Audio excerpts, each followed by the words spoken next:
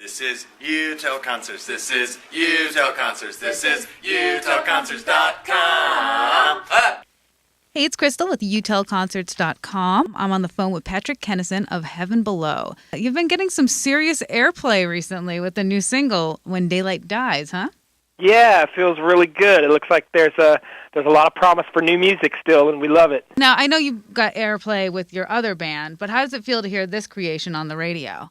Oh, it's huge. With Union Underground years back, I got to get signed and put out an album and tour the world and all that.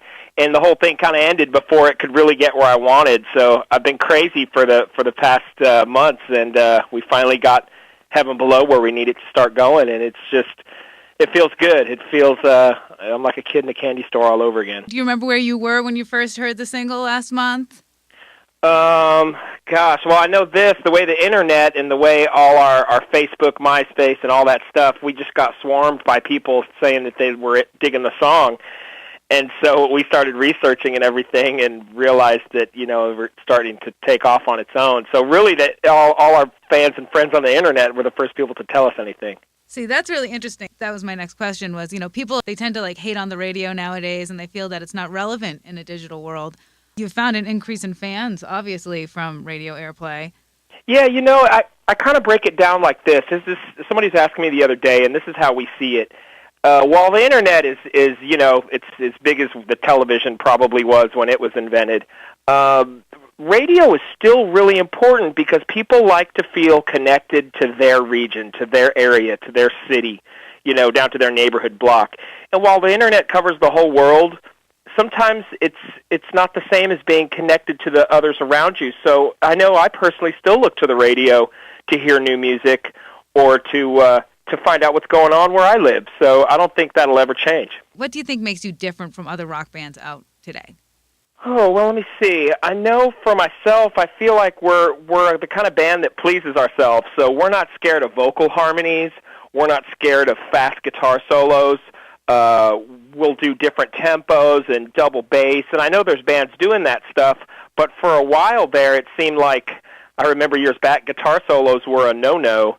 In the new metal or whatever that was in the early 2000s. And I think we're just carrying that torch of bombast without, doing anything cheesy, like spandex or anything goofy like that, but bombastic in a metal way, like Avenged Sevenfold or Disturbed or any band that's out there kicking ass. You have very strong vocals, almost on the verge of screaming, but not really. So how do you prevent blowout? It's funny you say that. On a couple of our tours, I did have near blowouts, and probably the Jägermeister and the partying didn't help. I learned really quickly that I can't stay up all night and party and expect to sing the next day. I learned that. But I really don't do any kind of warm-ups or vocal exercises. I usually just get a beer and maybe a shot of Jaeger. And the one thing that's helped me lately is the band just got on an in-ear monitoring system. That's where you see your performers, and it looks like they're wearing hearing aids, but it's actually their monitor mix. Mm-hmm. And I've been able to really control my singing better. I don't have to scream as loud, or I know how hard to push or how light to sing, and that's been a tremendous help. You said that you traveled the world in your former band. Do you have any super crazy tour stories that you want to share? Let me see. I don't know if I have any that are PG rated. All mine are R and X rated. Let me think.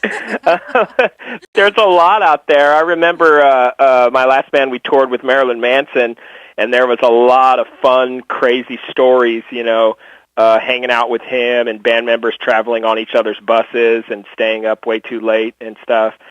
So when you're not working on your music, do you have any guilty pleasures? Like to spend time? I'm an internet junkie just like any other testosterone male. My girlfriend calls it the other girlfriend.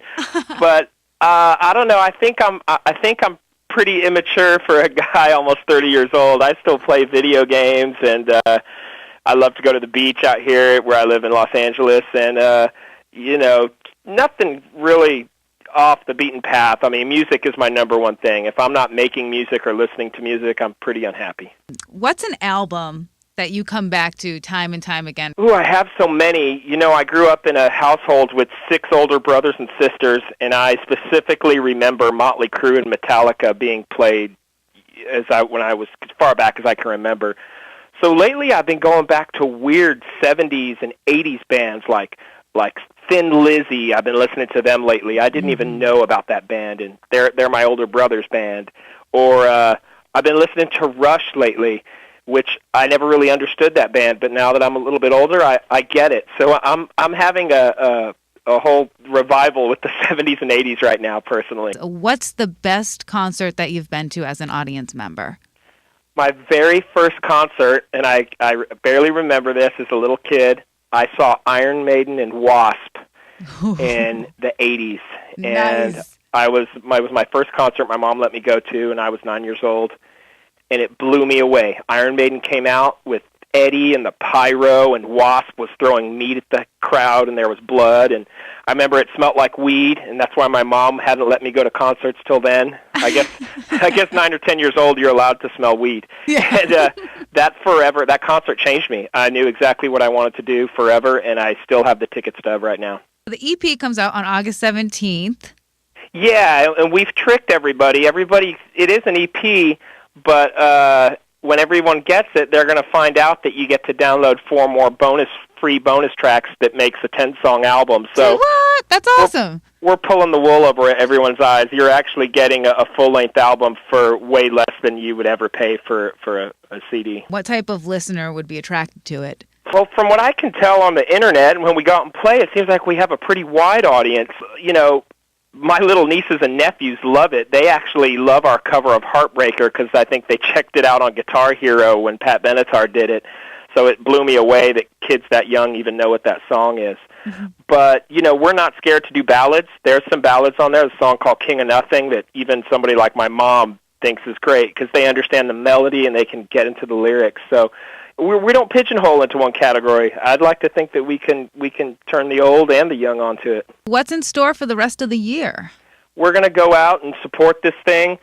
We're going to start some dates in the Southwest or lower part of the United States next month, and we're going to carry it on through the end of the year. And hopefully you'll be seeing us playing with some of our heroes and some of people's favorite bands out here. What's the overall goal for you? Just to get out there and show people that new music is alive and well. We're really excited that people are still embracing new bands. And, you know, when people hit us on the MySpace or on our Facebook or whatever, it really is us. And I think the days are gone of bands being mysterious and wearing sunglasses in the club at night. You know, we're not that kind of band. We're the kind of guys, half the band's from Texas. You meet up with us and you're going to drink with us and party with us and keep it real, you know. We love getting in people's face and playing music. All right, cool. Well, thank you so much. And, yeah, check them out. It's heavenbelow.com, correct? That's right. Thank you so much.